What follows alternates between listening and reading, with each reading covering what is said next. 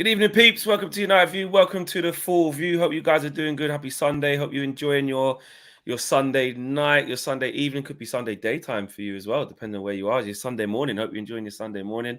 Obviously halfway through the international break now.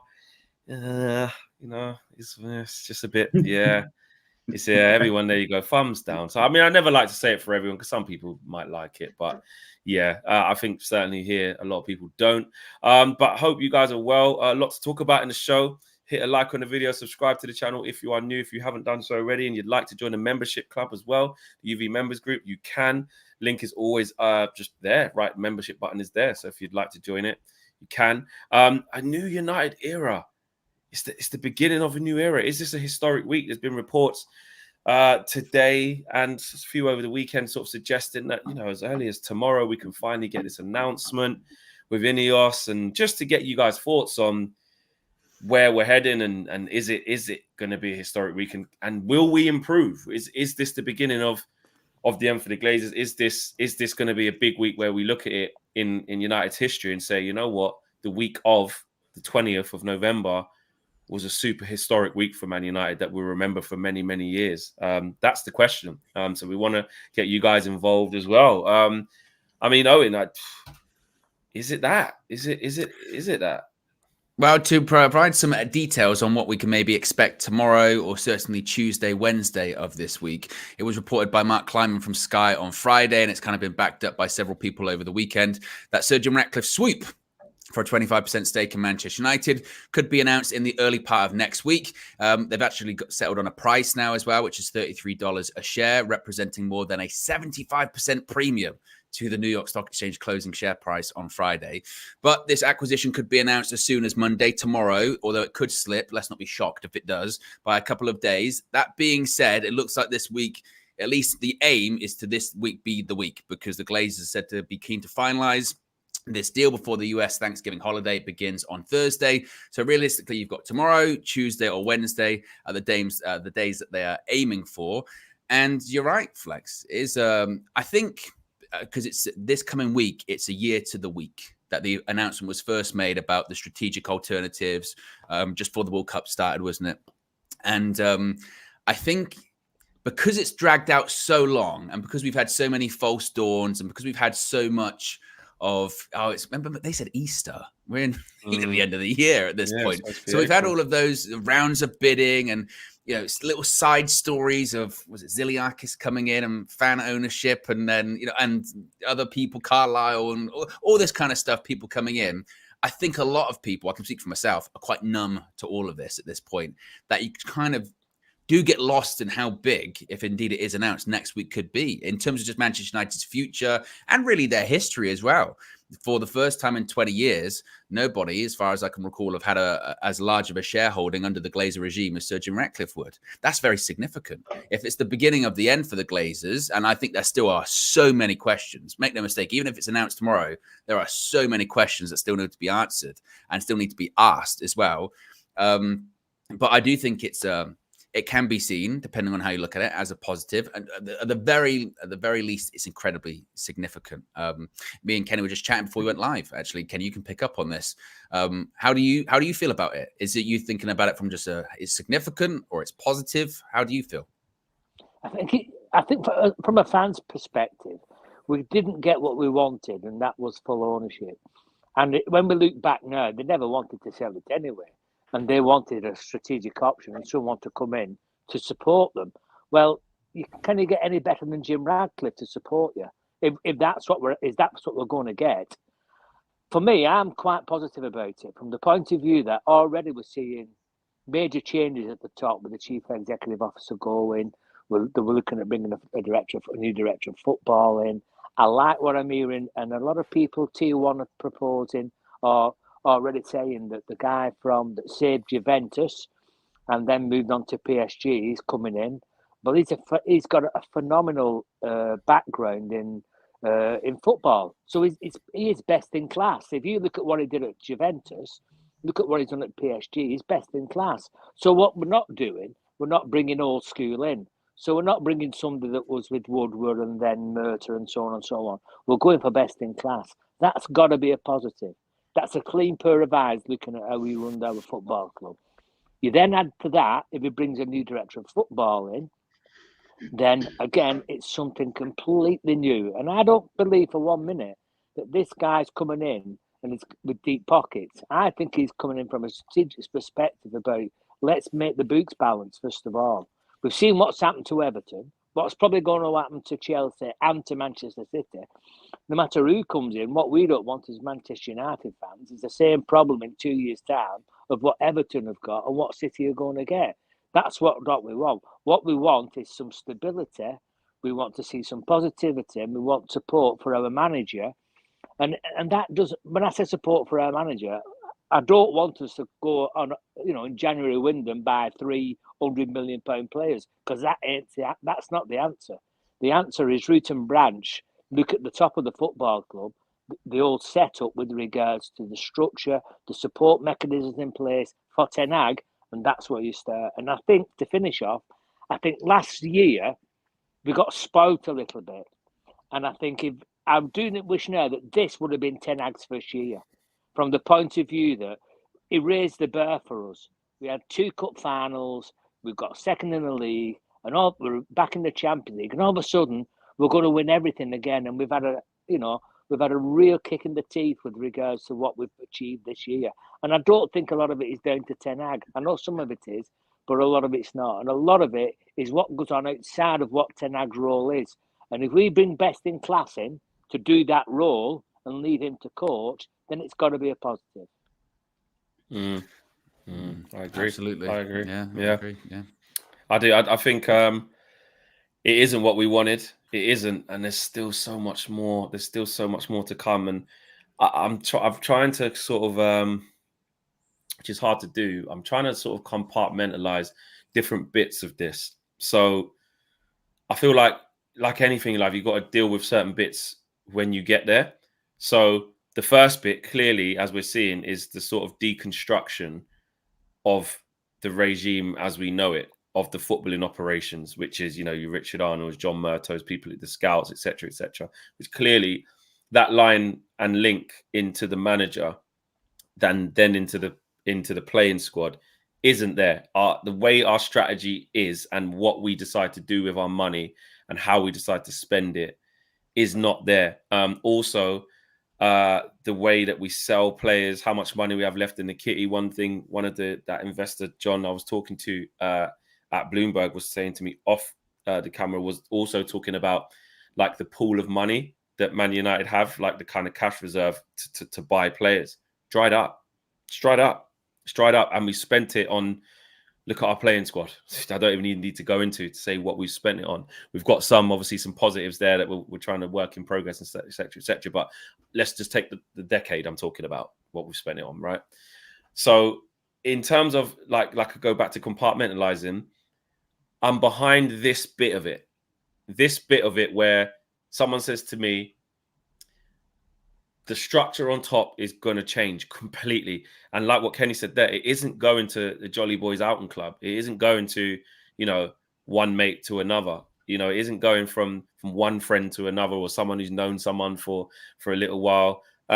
Essentially, Sir Jim Ratcliffe is going to bring in some people where he does work alongside. Okay. But if you're talking about, Paul Mitchell, or if you're talking about Jean-Claude Blanc, you're talking about other people like that, it's the specialists in their class. That's their job. Obviously, whether they do a good job or not, we'll have to wait and see. But rule number one, which we haven't even had, is the right job description matching the right person. I'm a content creator or I'm a presenter. On my job title here at United View, creator, CEO, whatever you want to say, it isn't video production. I can't do it. It isn't editing. Owen, you can vouch. I can't do that. I can't do it. I know nothing about it. It isn't making the thumbnails.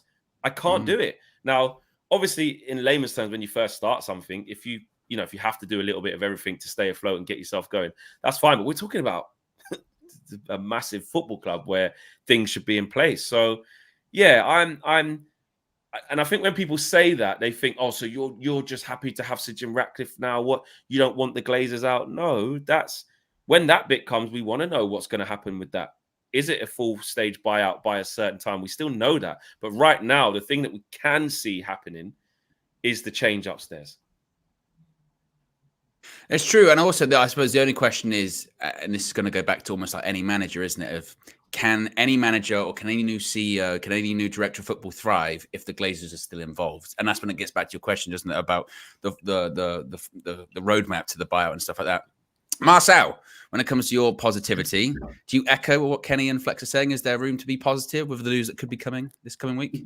Definitely. And I think, you just talking there on can a team or can a club, utilize their finances well over 10 years there, basically, because if we had footballing people in the positions, maybe we would have spent that £1 billion that we spent over the decade better and had a better direction of in which we spent it. So I think this is great news. We're finally getting those people out, like we're saying that, bankers or of that effect. I know John Murtagh was, pushed through the club ranks and was development of football before he became a director of sorts. But at the end of the day, I think this is a great news. Ten Hag needs reinforcements.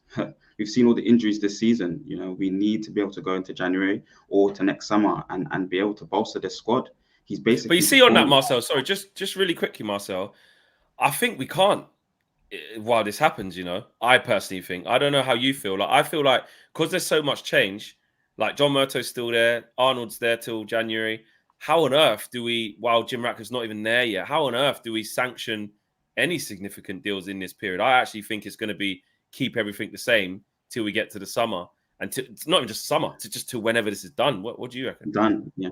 I agree with that in the sense of if it takes up until the January window, but we're hearing rumors of things moving quite fast. Maybe within the next month or two, if those progressions can happen, I think we need to be able to get the reinforcements in January. Ten Hag's utilizing players that he was benching last season as his first team players because of injuries, and still being able to get points on the board. He's been stripped of all his tools that he wanted to go and progress on with next season or this season, and so he needs the quality players in, and you can see that in the way that we're just about, adapting styles, struggling for progression in certain games. So this can only be positive news. I remember before we were saying when we had both options on the table, whether it was going to be Jassim or Sir Jim Ratcliffe, at least the Glazers are going. It's another step closer to that. And Ineos look like they're going to put the right pieces of the puzzle in place. We're going to have a similar kind of structure to what Ten Hag had in his previous tenure, which hopefully will derive better results, man. I'm very, very happy. It's just a bit annoying that it's international break right now. It's just a bit annoying that, we've got a very difficult month ahead of us, a lot of away fixtures, because that's obviously going to cloud over all of this, speculation above Ten Hag. But I'm really happy. I'm really positive because this is a first step into the right direction for our club going long term over the next 10 years. I would say though, Marcel, with the January thing, and I've seen people talk about this quite a bit over the last week or so, going about January, that means we can get signings for Ten Hag. I think that's almost the last thing we actually want to do, because I think that we have, over the particularly last decade, under the sort of the Ed Woodward, post Sir Alex and also post David Gill regime, we reacted so often. And we didn't think long term. We didn't think bigger picture. And I understand that this season isn't going very well. But the last thing I'd actually want any new person in, Jean-Claude Blanc or Paul Mitchell, to do is go in and think, oh, we've got to salvage this season. What are we going to do this season? Let's just get immediate people right now. Let's not even think about the longer term picture. What United really need to do is think long term. What United really need to do is get people in place. And those people that are in place then need to get other people in place. For instance, if Sir Dave Brailsford comes in and conducts this audit of the club that he's doing, he should then look at the recruitment department. And if they're all rubbish, go, all right, get rid of them all.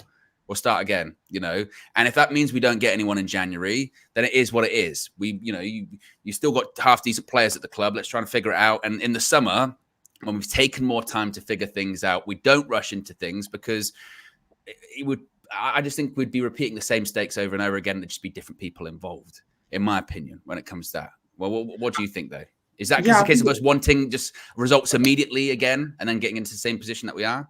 Well, I think it's a little bit different now because we've seen the cycle over 10 years. So we've seen managers go repeatedly within similar kind of circumstances kind of thing. So it's like now I think we're as fans, we're a little bit more accepting we've got to stick with this manager.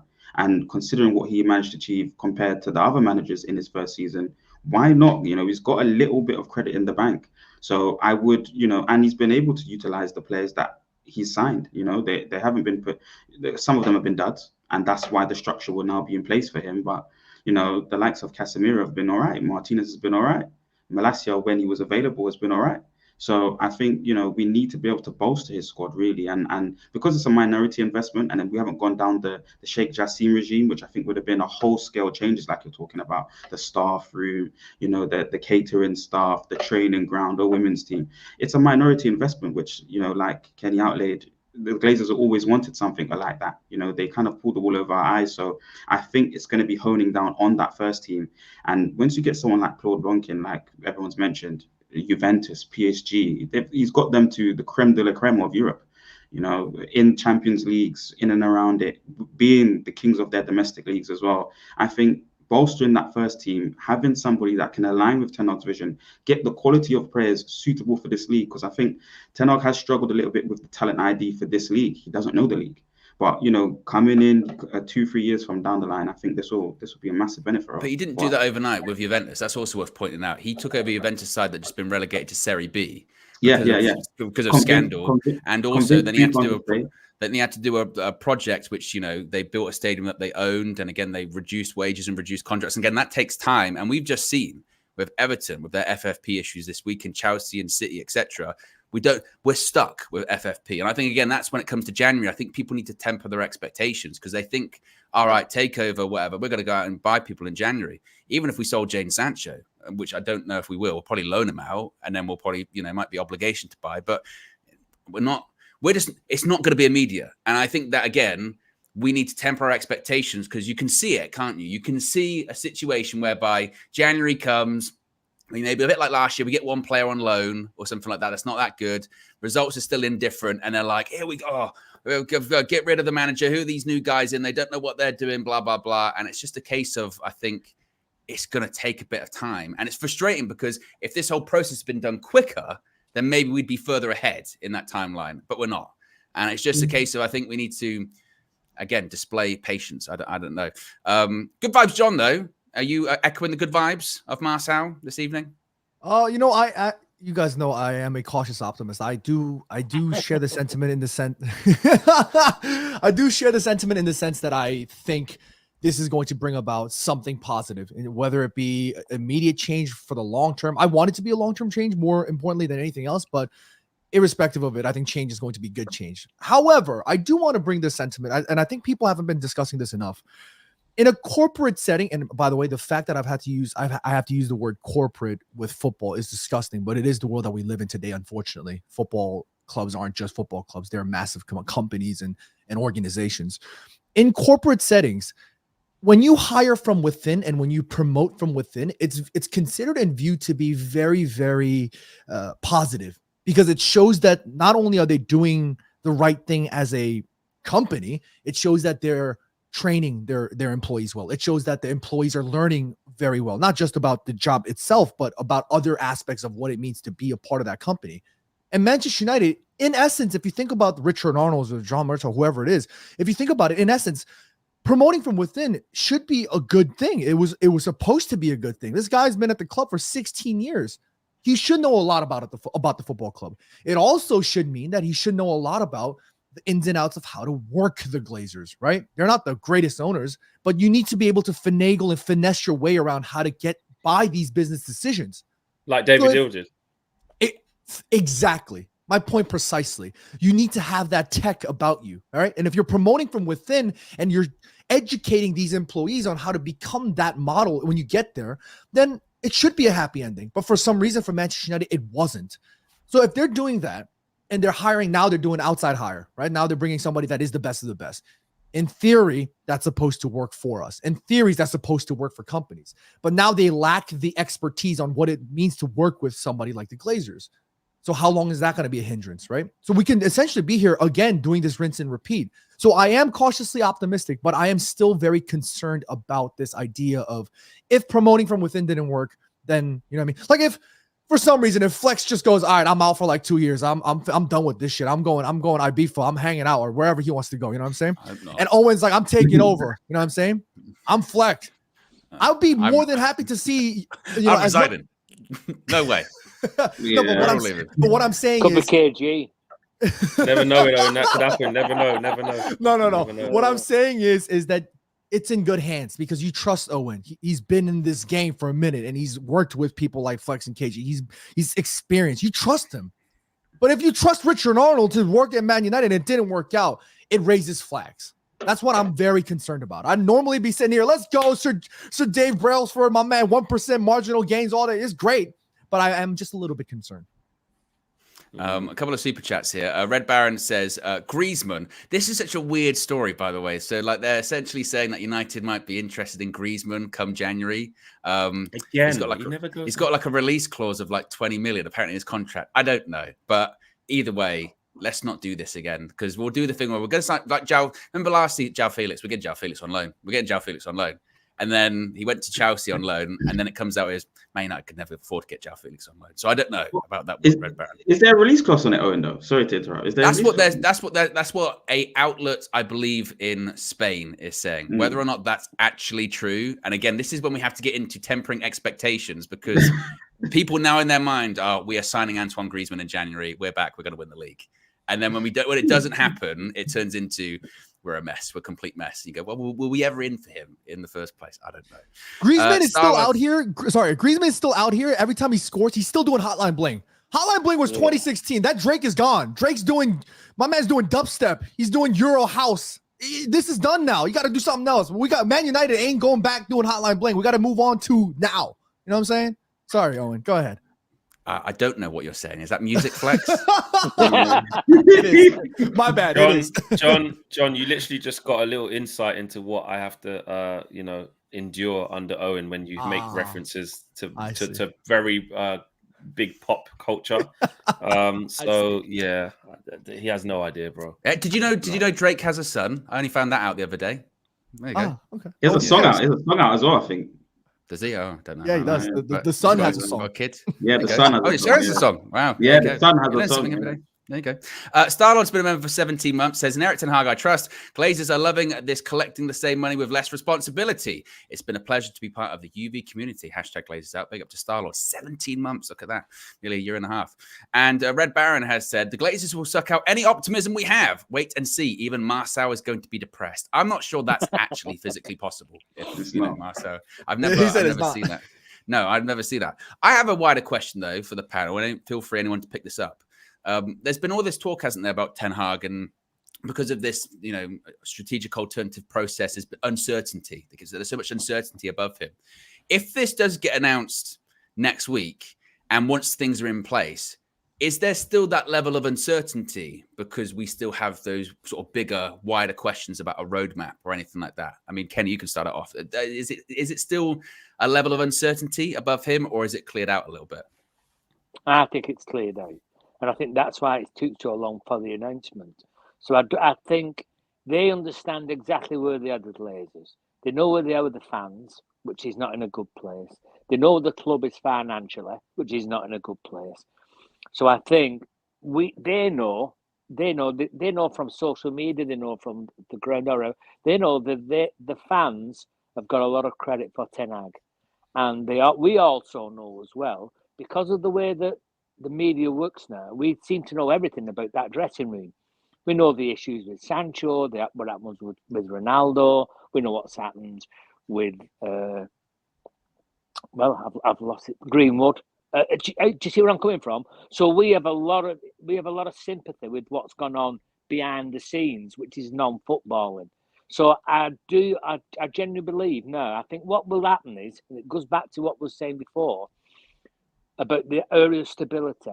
They believe now they've put a situation, a structure in place. They're trusting with Jim Ratcliffe. Jim Ratcliffe, like Ten Hag, when Ten Hag came in, he didn't trust the players that Manchester United were proposing, so he brought his own players in. He brought his own coaches in. What's Jim Ratcliffe's doing in? He's bringing in Brailsford, and he's bringing people he can trust because he knows what he's coming into.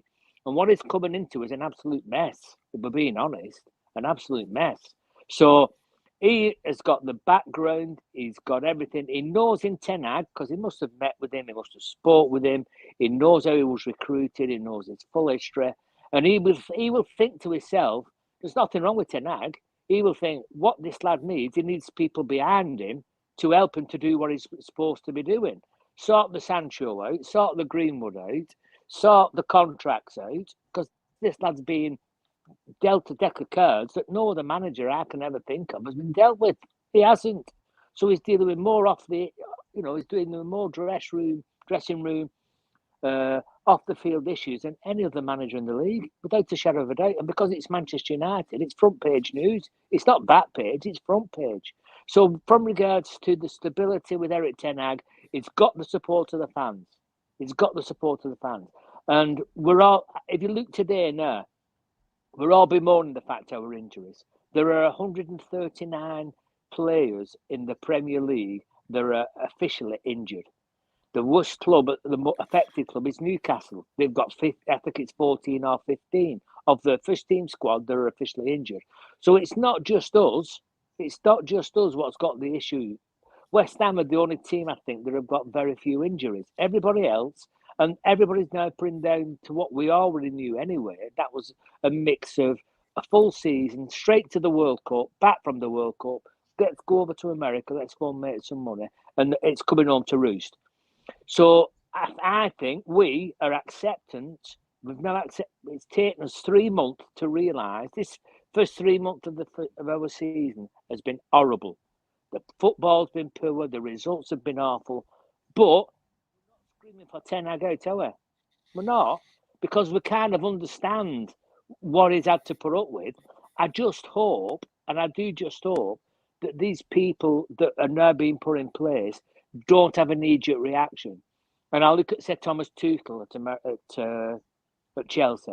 Thomas Tuchel, was a knee-jerk reaction to Thomas Tuchel. They brought Potter in, and it became a mess. Now, I know we're not at that level. We've not got a new owner as such, but we've got change. I just hope that we as the fans can appreciate what's going on behind Ten Hag again, because he's had that period of uncertainty for 12 months. He's sorted the shit show out, or he's trying to sort it out, and now he's got another group of people that he's got to use.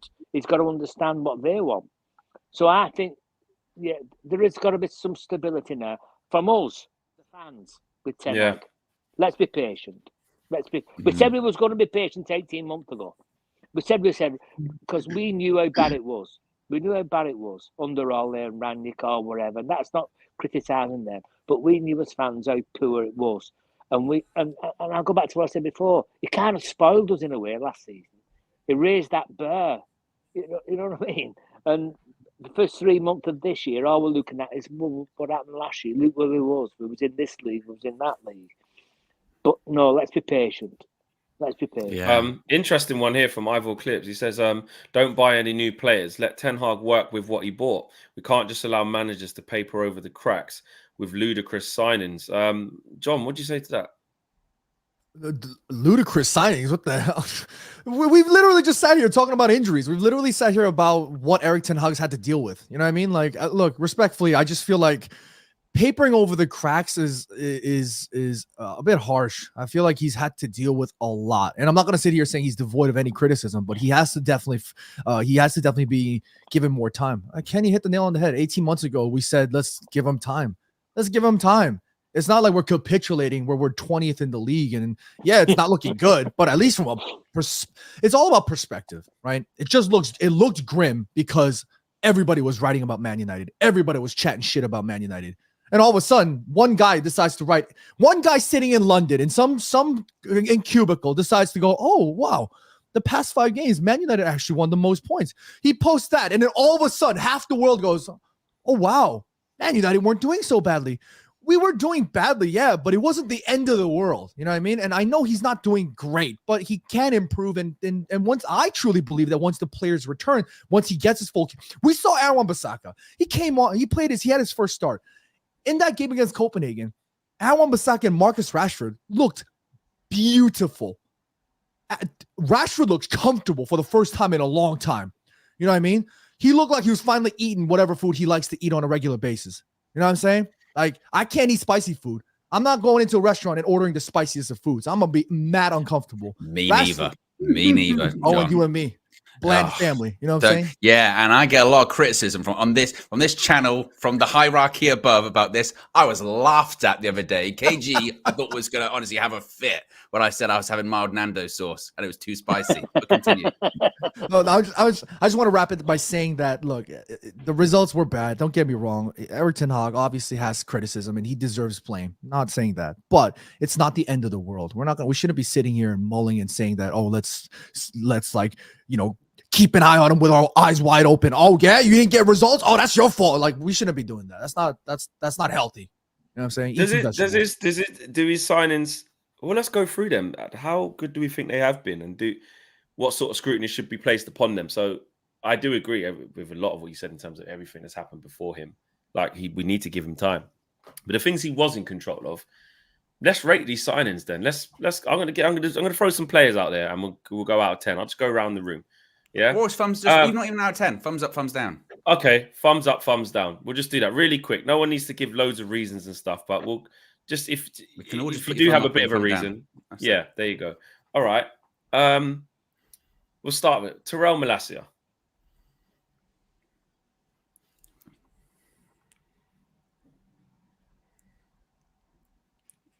I go thumb up. I go thumb up for that. Okay. Okay. Let us know in the comments. Let us know in the comments. I'm looking at. That's only because of what it cost us. Exactly. Right, okay. I agree with Kenny. Okay. Yeah. As a backup. Right, okay. All right. Christian Eriksen.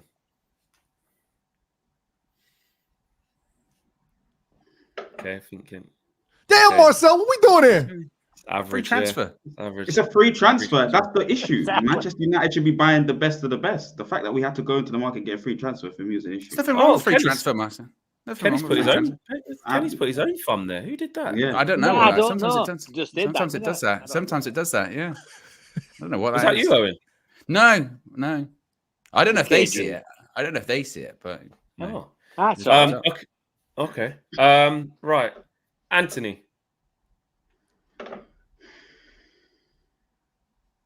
Kenny's still not sure. I'm still not Wow. sure. I think Okay. there is a player in there. there is. Okay. Yeah, there is. There is, but There is. Okay. Casemiro. Oh, I loved him last season. Yeah, same as well. I loved him last season. We're I not think he sure. can still be useful in the club, man. yeah, let's go, Marcel. That's what I'm talking about. Yeah. Okay. Oh, two thumbs there. Two That's my guy. thumbs. Who else we got now? Okay, let's move on a bit. Let's go Martinez. Okay. Cool. Martinez, everyone. Oh, Kenny. What you Injury saying? prone. He's injury Ooh. prone. I bet it's Was a bad I bet one, it's missed. No, it doesn't matter. Doesn't matter. Same injury. It's the same injury, I- isn't it, Kenny? Is it just? But It's that's just what one. I'm saying. Well, Marcel is always the same injury, but it's played 40 games in 4 years. Martial had everything broke on him last season. It was his Yeah, hamstring, well, his yeah. back, his No, thigh, his ankle.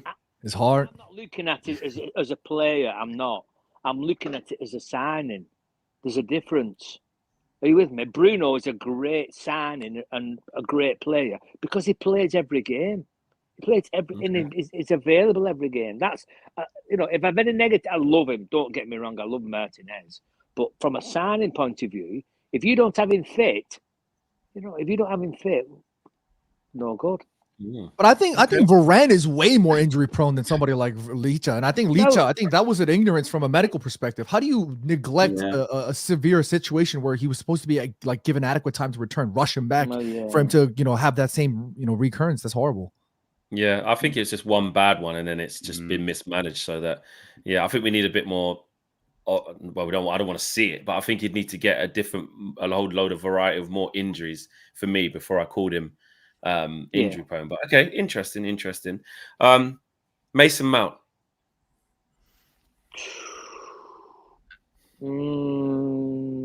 It's not played. So far it's a down. But it's definitely down. so far. That's the same reason I'm going in the middle because I don't know if there's any judgment on it. But if you're going to look at it as a signing, As a signing There you so go. far, it's a 0. Yeah. There you go. If you're going to look at it as a signing, you would say, like, I'm not sure what the plan is there. Yeah, at the moment. I really like him. I think he's a good player, but so far for us, that's got to be a down. He has to. Let's go with Hoyland. Onana or Hoyland. Oh, Ireland. 2. I'm giving you 2. Okay, I'm nice giving and you easy. 2. Yeah. Okay, Yeah, I love him. that's an easy one. Onana. I'm going to give you 1. I'll give him one. Gonna I'll give him you one. I don't like the discussion about, when they keep saying that. I see a lot of opposition fans keep saying that he's a massive flop. I saw this the other day. Someone go, he's a big flop. I went, is he? Again, I don't know with any signing that's been signed this summer, if you can really label any of them as a flop at the moment. There's still a lot of time. You can call it Anthony a flop because it's been like 18 months. But with anyone this summer, I'm like, but No, and he's getting there. All his signings have been injured this season. Every single one now. We can officially say that with Onana's injury. Onana, they think it's not that bad. They say it could be back for Everton. Yeah, so fingers crossed it's not that bad. Hopefully. Amrabat. Sofian Amrabat. Jury's out. Yeah, massively. I don't know, man. I'm upset. I can't lie. I'm upset about this one. I thought he was going to be a star player for us and really help give the balance. After that Wolves game at the beginning of the season that we watched Fleck, man, I thought, okay, getting a midfielder in there of his quality. But, yeah. I know I just said that no can be described as a flop, and I've just given it a thumbs down. But I just think that maybe, I think we might have overhyped that one a little bit. There you go. I feel sorry. Johnny. And look, sorry, Sabitzer just playing now. He's playing really well over in Germany, and we let him go, didn't we? Didn't look like it was going to be working out here. Johnny Evans. I give it a thumbs up because I don't think anyone thought it was going to be like it was. I'm not happy with the signing overall, but I'm just saying in terms of how we thought that was going to work out, nobody's thought he was going to play any games, and he's done all right when he's come in. It's a thumbs up, but the thumb ain't fully erect. You know what I'm saying? It's like one of these. It's a thumbs up for how well he's done. It's a thumbs down for that we had to do it. You know what I mean? In the first place. That's not his problem. No, it's not his problem. Have I missed anybody? Well, it depends how in depth you really want to go into. Don't do Veghorst and Sabitzer. That's just emergency loan. Yeah. Regulon. No. For what he is, he runs about. He adds himself to the game. He's a backup left back, a third choice left back. He runs about. It's not good, is it? He runs about. He's right. Exactly. It's a thumbs down. I am the one who overhyped Sofian Amrabat. I've taken that charge a lot. Let me put that super chat out, actually. Well, actually, let's get the rest of these out and we'll come back to what we just did. Many good vibes says Sir Jim Ratcliffe could sack Eric Ten Hag and bring his manager. Could, but I don't know if he would. Rafa says, I kind of agree with Ivor. Eric Ten Hag needs to solidify his style first so future players see what they are coming into.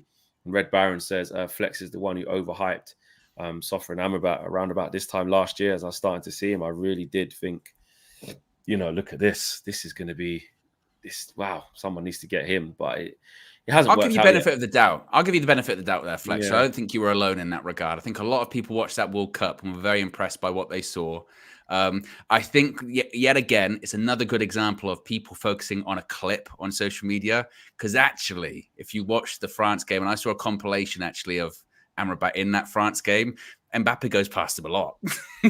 But we focused on the one time that he didn't and was like, it's great.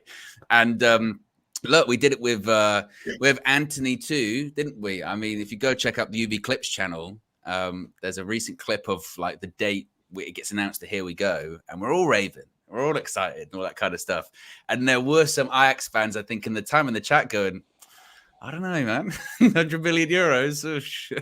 You're hoping that he's maybe going to develop into something, and he just hasn't. And look, you're allowed to get excited and carried away with signings. We all do it.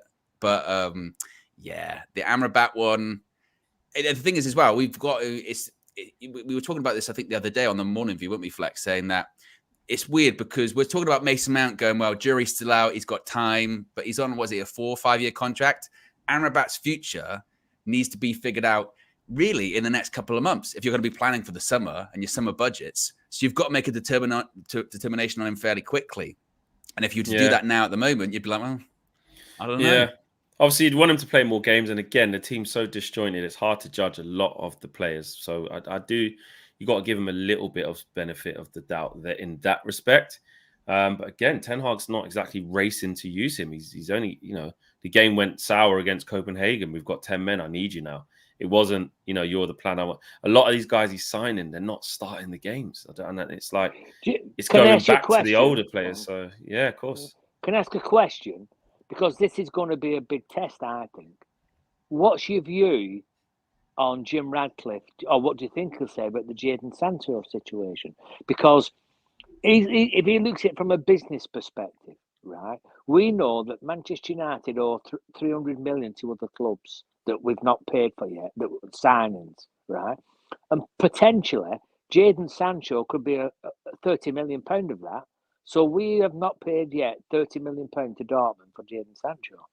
Now, from a business perspective, forget the football, from a business perspective, is he not going to be saying to Erik ten Hag, and on a minute here, Eric, we've already lost 50 million. We've got to pay another 30 million, and we're going to be paying the lad 250, 300,000 pound a week.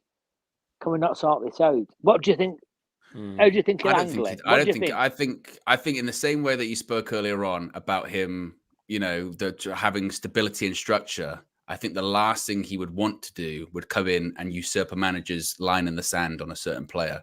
Because the moment if he comes in and says, "Oh, you're wrong about Jadon, bring him in," then Eric may as well walk. You've defied the manager's authority already, haven't you? Immediately, whether he thinks he's right or wrong, the situation is what it is, and it'd be. What kind of message would he be sending to everyone, really, at the club if he comes in and said, "Oh, you got to bring Jadon back in"? I think they might look at it as a cash grab as well. If we ain't got any money, let's cash in. Try and make some money. But the other thing as well is if Eric left. If Eric left, and there was a whole new manager there, then it's a fresh start for everyone. But Eric's not going anywhere anytime soon, rightly so. Plus, the other thing as well, if he draws a line under what's gone on, to himself, all right, that 50 million, we've lost that, it's gone. I wasn't here then, but I can get 30 million back now. I can sell him for 30 million, no problem. And then that's it. We've drawn a line under it, but I'm selling him for 30 million. I'm not loaning him because he'll pay his wages. I'm selling him. This is the club saying this. We'll sell him. We'll get out 30 million and we'll pay Dortmund what we owe them. And that's us done. So that could be the line. We get more than 30 million. We get more than 30 million for Jadon Sancho. I think he's still young. Put it in the chat. Put it in the chat with what's gone on with Sancho. His stock's fallen because even before this thing happened, he probably wasn't playing to the best of his ability. Now this thing happens where there's a club in Man United who need to move him on, and there's a player who desperately wants to get out. That definitely helps a buying club. They're the two.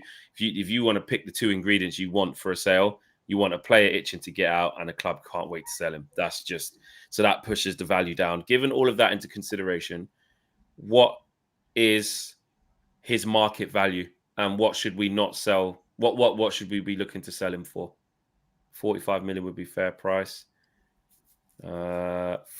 I think it'd be something. It'd be something like 50. That. It'd 60 to 70. Wow. I think. I mean, we paid. What did we pay? 70 for him. 77, like 73. Yeah, it was. I think it'd probably be something around sort of 50ish. Again, I don't think he's sold in January. I think he goes out on loan, and I think there might be some kind of obligation, mandatory thing or something like that. I think if anything, we're talking about what United can do in January, which I'm saying is not that much, and his wages as well. There you go. I think that's whoever's the sporting director, that's their first big task. I think is, can you sell or can you work out a deal for Jadon Sancho? Because if we get a good deal for him, and again, it's always going to be a loss because we're not going to get the money that we paid for him or anything like that. But if we can get a good deal, we actually take a step back and go, you know what? That's not bad, because at the moment it'd be typical United for him not to go in January, dig the heels in the sand. We didn't get what we want. He sticks around to the end of the season. So if these people are in, it's that kind of business that I'm looking at for January. Going, can you do something with that? Some other players on the periphery of the squad. Can you get rid of Donny van der Beek? If an offer comes in for someone else in the squad, you just go, you know what, not working out. Let's get rid of him. That's the key thing. I think we think about transfer windows. Yeah, we think about transfer windows as fans so often. We just think of players that we can buy. And actually, a good transfer window isn't just the players you buy; it's the players you sell as well. It's the players you make the money. Well, just on that, Owen, backing is about outgoings and ingoings. Backing the manager. I hear a lot of people say, "Oh, we backed the manager." We haven't.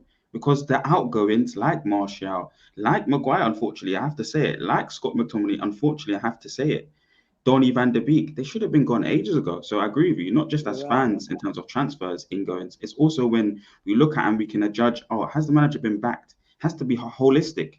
He needs the 30-man squad of his players. So that means you have to be able to get rid of the deadwood that can't produce the quality that he was looking at for last season.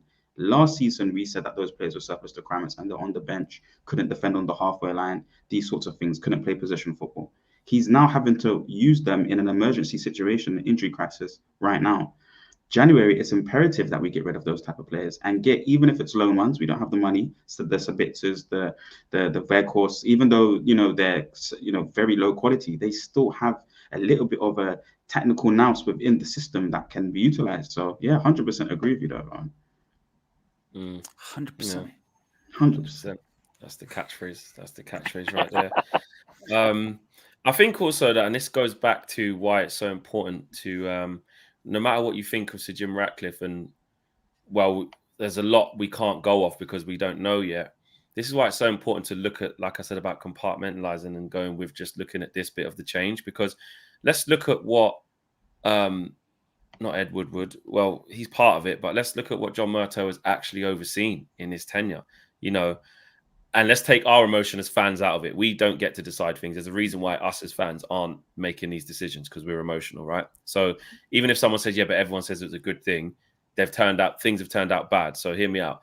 You look at the Ronaldo situation. They jumped the gun and thought, I tell you what, it would be a good idea to base everything off of sentiment and get him in. Obviously, us as fans, most of us went wild and oh my God. But I'm talking about the football guy who's supposed to be the one with the calm head, and said, but actually, guys, this and this is probably a reason why we shouldn't do this. Didn't do it. Ended in disaster. Jadon Sancho is another one. He was here when that happened. I know Ed Woodward was also here when that happened, but so was he. He would have been part of that. That's his job. You're looking at obviously, fast forwarding to someone like Anthony, huge money. Look what's happened there. Unbelievable. Casemiro, £60 million, over 30, 5-year deal, 350 grand a week. Now we're saying, please let Saudi come and save us. Even Ralph Rangnick. Ralph Rangnick was a John Murtough hire, and how that whole thing played out. So then you bring in Ralph Rangnick when he wants to play high pressing and all this stuff, which so stylistically it's not going to work. But then on top of that, more importantly, his dossier, what he leaves behind of the right way to move forward from a sporting perspective, you completely throw it out the window. He doesn't get the job upstairs. The real job he never did. He's meant to be a consultant. The real job that you actually got him for the football consultancy never happened. So again, you've wasted 6 to 9 months there as well because of what's happened. Then you let Eric come in. Now, I know we're saying about his signings and time and stuff like that, but let's be honest, the type of players that we have got, they are heavily influenced, probably too much, by Eric Ten Hag, to the point where we did start to go, Malacia, Eredivisie, Anthony, Eredivisie, Martinez, Eredivisie, Onana worked with him already, Amrabat worked with him already. Who else? I think that's even the ones that he didn't want. They didn't get Rabiot and those kind of things. Then also under Murtough, look at the players that Man United were nowhere near. So let's not forget, Jude Bellingham came to Carrington. He came to Carrington. Like he legit came to Carrington before he went to Dortmund. Look at the pursuit of Frankie de Jong. Frankie de Jong. Mess. Awful. Harry Kane. Ten Hag wants him, but obviously people in the club are like, don't want to take on Daniel Levy. Your John Murtough, it's your job to find a way to take on Daniel Levy if that's what's best for this football club, to get a player of that caliber. Yeah, that's your job to do. But they've bottled that and said, we don't want to even enter into negotiations, which, okay, I get. After a certain point, if you know it was going to be too long, go to your plan B. But it seems like Harry Kane, we just didn't even enter into it. Who else have we has gone by? Obviously Erling Haaland. Ollie said, I want him from early, before he turned into what he is now. Ollie gave him his debut. Do you know what I mean? Like, I believe anyway. I think I got that right. Had him as a young kid and could see the potential in him. So my point is John Murtough. There you go. Kim Min Jae. There you go. That's another one. Well, Ollie gave him his debut, and also you had Ralph Rangnick, who was influenced, who had him with Salzburg and all that kind of stuff as well. So he had a double connection. How much more people? How much connections do you need? You know. So what I think the consensus is there is that clearly, John Murtough again, incompetent. Even Højlund, how? I like the kid. Listen, good prospect. How on earth have we paid? Is it 74 or is it 64? 75 million euros, and he came in with a back injury that no one knew about. Yeah. How on earth has Rasmus Højlund cost us 75 million pounds? Euros. How?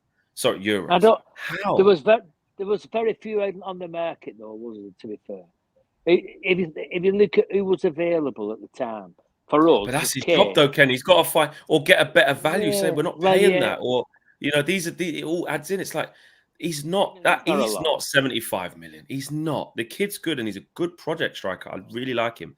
75 million. All right. 75 million for Ferguson at Brighton. Would you pay? Would you pay 75? That's his value. Did he score more goals then? Because I think he's only scored 9 goals in Atalanta. Højlund. I think Ferguson got a bigger resume in the Premier League. So you could maybe pay 70, pushing 70, 75 and say, okay, I've seen you do it in the Premier League. I've seen you play against the Premier League's best. Højlund, unfortunately, we haven't seen that. A young lad at 19, 20 years of age with that stature, right, is an international footballer, right? It's going to cost you 70 million. Ferguson, they will sell Ferguson next year for 150 million, not 75, because that's what Brighton do. Oh, they will, but they inflate every single one of their players. But I just think for us to do that at that point, it's like it's a lot. Then also there was a discrepancy, wasn't there? There was a discrepancy with it as well, because initially the first reports were like United wanted to buy him for like £40 million or something like that, and they sort of put in those first offers, and Atalanta went, "You taking the piss? 70 or 65?" And then that was almost like a surprise to United. So once again, you're looking at that whole recruitment department, which is overseen by John Murtough, going, why did you think you were able to get him for like 40 in the first place? Like, what noises were you hearing? And let's face it too. I mean, all of the talk about Erik ten Hag's agent being involved in all of this, these have all been transfers that have been sort of almost in-house because we've been working with Ten Hag's agent. So like, what if we're going after players that weren't like with Ten Hag's agent? Could we even get those deals done? Does it have to be easy for us to do it, basically? Can we even do like a complex transfer? I don't know if we can. I think you've been a bit unfair, me. Ireland has shown more in 3 months than what Sancho and Anthony have shown in a combined 2 years. I'm not saying he's bad. I'm saying why did they think they could get him for 40, and then when it came up to it, it was like 68 or whatever the final number was in terms of pounds. Why was there a massive difference? So what had they heard to make them think that they could get one a lower price? Brighton got João Pedro for like 40 million from Watford. Like if your scouting network or your scouting system is there, again, this goes back to what they've done, because what they've done in terms of Murtough and obviously Woodward before that is what I mean, Kenny, is they've made it acceptable for teams to overcharge us and for us to accept it. Yeah, you're right. Man City are the top of the top of the top. So if they don't get overcharged for players, how on earth can we, who've not won a Premier League in 10 years, with City, who even knows how much they're paying? Yeah. Well, I know. I don't even know. I get that. Yeah, but let's be. You're right. Yeah, obviously 115 charges. I get that, but let's just be honest. It's like, I know they paid 100 million for Jack Grealish, but apart from that, a lot of their players are in line with, really economical prices. Market value. They even said we're not even going higher than 80, 90 for Declan Rice. We don't believe he's worth more than that. So let Arsenal. Doku, 50 million. Do you know what I mean? Julian Alvarez, what was he? 18 million, something like that. He was on the market. Everyone was, looking at him. Caicedo, they didn't enter into for that. Enzo Fernandez are not bringing him. They've got Kovacic up there. They walked away. Cucurella walked away. They wanted him for 60 odd million. They said Brighton, no chance. And then they get a Kanji. You know what I mean? So what I mean is that it goes back to why this structure is so important, because it's not enough to just say because we're the biggest club in the world, teams get to fleece us. If you're the biggest club in the world, regardless of your success, you'd be run properly to say, Just because we got that money, we ain't giving it to you. So, all right, we'll go pick up a player from somewhere else. But that is on those guys who don't have us in a position to be able to do that. We get fleeced all the time by overpaying, and then we get fleeced on the other end when, like Marcel says, when it comes to selling players. Our biggest sale is like Dan James. Dan James. It's And the maybe only player. Well, one of them, isn't it? It's Ronaldo. It's the only I think, player we played Ronaldo, made a profit on in 10 years. Dan James is the only player we made a profit on in 10 years. It's insane.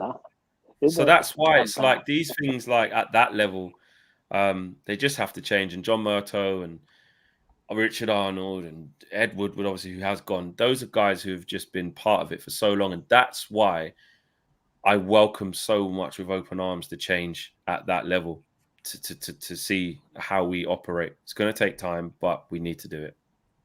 And it's not to say that, again, it's going to be fixed overnight, because I still think those bigger questions, the talk about, okay, there's a football committee and Jim Ratcliffe's on that. So does Jim Ratcliffe have final say? Is that written down that he has final say because he's still a minority shareholder? There's still a lot of questions, I think, about how the wider structure works. It's all well and good bringing in a new CEO and a new sporting director. And again, absolutely, they're the changes we can get behind. But are they more cosmetic? Because if the Glazers still have the final say on things, then they might actually largely be cosmetic. Yeah, people could be doing a better job, but in terms of the sort of systemic failings, they come from the top down, don't they? So what does that roadmap look like? How actually in control of footballing matters are the Glazers? And do we have a point whereby 2026, 2027, whatever day it is, we can go, okay, right, there's light at the end of the tunnel. We can get behind that. So I still do think it's, we were saying earlier on, there's cautious optimism, but I still think it's right and justified to be skeptical and ask these questions that need to be asked. I mean, you said it on Bloomberg, Flex, didn't you? Be transparent. Like, what does this all look like at the moment? And that's the thing that hopefully we'll get. Do you think we'll get that? Do you guys think we'll get that? Because I remember you speaking on that, Flex, about clarity. Do you think we'll get that? Because Sir Jim surely wants a return on investment. He's got to be part of that cohort that's gonna want some sort of dividends or something. If he's paid at a premium, I'm sure he's gonna be bolstering the transfer budget at some stage. Isn't he gonna have to, a roadmap looked at, like you mentioned on Bloomberg? All these kind of things are quite important. So do you think we'll be able to see this level of clarity at some stage? I think it'd be stupid not to. I think it'd be stupid not to engage with the fans. It'd be stupid not to clearly set out what his mandate is. Look, obviously, it's kind of like elections and stuff, and politicians, they all set out what they intend to do, whether they do it or not. I'm not trying to make it a political show, but you get my drift with that. Yeah. So I think we still need to be cautious, about what he says, and not just take everything in and say, oh my God, we're saved. Look what he said he's going to do. We need to see the action. But in terms of straight off the bat, in my opinion, he's got to outline really strict, really to the point, really black and white, ABC, for the fans to be able to see what his plan is, what his intentions are, how long he's expecting things to happen for, so that the fans feel a sense of accountability towards him that they can hold him against. He has to put that out there, that we can say, well, you said by 2026 the Glazers will be out. So when it gets to January the 1st, 2026, and Avram and Joel are still there, there's complete accountability for what's going on. Why? You said by the year 2027 there'd be a new training ground. Where is it? You said that next summer you're going to do this. Or do you get my drift? So I think, will we get it? I don't know enough about Jim Ratcliffe to say we definitely will get this. We definitely will get that. I just think he'd be an absolute idiot not to. And like I said before, I think there's a lot of, if you're coming into this much of a mess with the Glazers, there's a lot of, I don't want to say quick wins, because we're not naive, because we know what we want as fans. We want the Glazers out. We know how we want the club to be. But there's a lot of things he can do in the immediate that buy him time. It like things like he's doing now. Get Arnold gone. Already, as a fan, I'm like, okay, I need to wait and see how this goes. Let them get someone in. Let that guy work. Let's see how it do it. Exactly. Bring the best in. Give it. I'm already saying, well, the Jim Ratcliffe thing isn't what I wanted, but I have to now give him time and see what he's going to offer. He'll be political too, though, because make no mistake. I mean, we saw how well the Glazers take criticism from the 9-2 Foundation's first statement when they put the bid in the first time. If we're thinking that he's going to come out and he's going to say something, even slightly negative about the people he's trying to buy the shares from in the future. He's not going to say that. So again, that comes back to tempering expectations too. Like, I agree with you. He'll come out and hopefully say, look, this is what we're going to do, blah, blah, blah.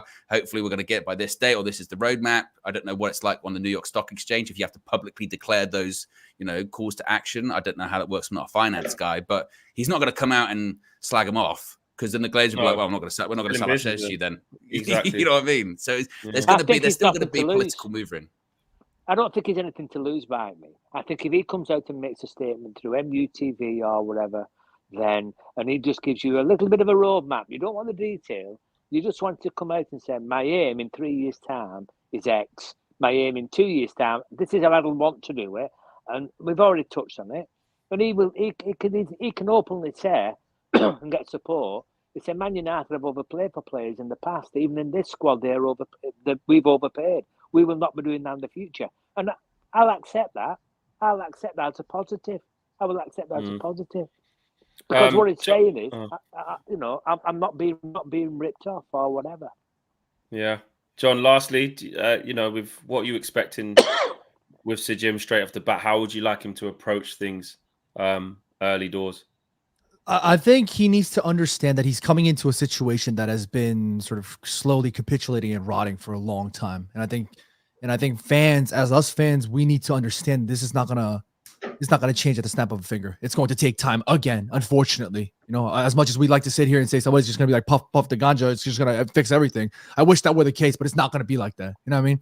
Oh, and I'm sorry, I'll explain it afterwards. Anyways, what I do want to say though is that the reason why I think we could be low-key cautiously optimistic is, I think about it from the perspective of the Glazers. I don't think they would have sold 25% of important shares that they control over a club that they obviously clearly see as insane profit to somebody like Sir Jim Ratcliffe and give him control, right? I think that is a big statement from what we perceive the Glazers to normally behave. I think there's a bit of a difference in what they've been doing here. And that's why I'm a bit more cautiously optimistic, because for them to do that, it must mean that Sir Jim Ratcliffe won to some degree the convincing power for the Glazers. He must have done something right for them to go, okay, 25%.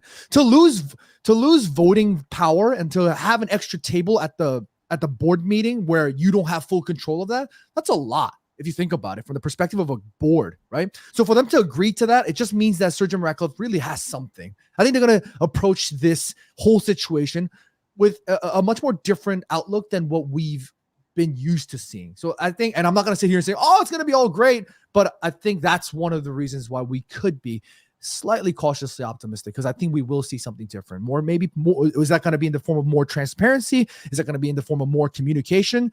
I'm a bit more hesitant to say that because I just don't see corporations and companies doing that. But I do think there is an angle for us to be cautiously optimistic because it could be different. Big show, guys. Big show. Thank you for everyone who's locked in. Likewise. Yeah, I'll get those done in 2 seconds. We're at 230 likes. We can hopefully get to 300 on the way out. Red Baron says, Flex, I'm just joking. Don't feel down. Yeah, with the Amrabat thing.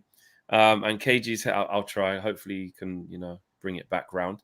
And KG's hairstylist says, oh, Marcel, 100%. He knows what's going to happen there. He's Amrabat was fine. KG's hairstylist says, still don't get it. Ratcliffe has 25% stake, but 12.5% is Class B shares, voting shares. So how the hell can he make sporting decisions with 12.5%? That is basically what John is just touching on there. There's still so much that doesn't quite make sense, doesn't quite add up. What's going on here? Why are the Glazers allowing him to make such key decisions even already before he's even got here? Let's be honest. I mean, the fact that Richard Arnold's going, I think would be heavily linked to Jim Ratcliffe coming in, obviously, and a decision being made there. Why is that happening when he has such little share and such little voting power? So all will hopefully be revealed very, very soon. I think that is all the super chats. Yes, it is. We'll be back tomorrow morning. Morning view, Monday. One more game left of international break for most teams. So hopefully our players come back unscathed. I saw Rashford's back in England training, so they obviously think he's okay after that. Like I touched on in the video I'd done, Southgate said he should be okay, but you just need, the rest of them to all just be okay. Just get back in one piece because, we can't afford any more injuries. Right. Everton. Yeah. Everton next Sunday, is it? Everton. Yeah. Oh, yeah. We won't speak by then, will we? So actually, really quickly. I mean, Everton, 10 points down, us against the world. They're already on a half decent run as it is, building a bit of confidence. A fragile Man United rock up to Goodison. 2-1 United. 2-1 United. 2-0 Highland. Pays 30 million of his 70 back. Marcel? 3-1.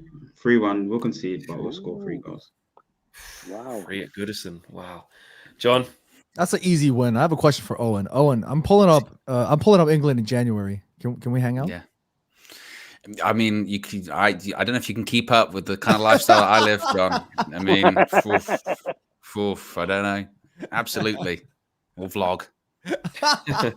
That'll be interesting. Drop a like if you want to see a vlog with Good Vibes John and Owen. Maybe Good Vibes John taking Owen out in Mayfair to some of the clubs or something. Maybe that. I don't know.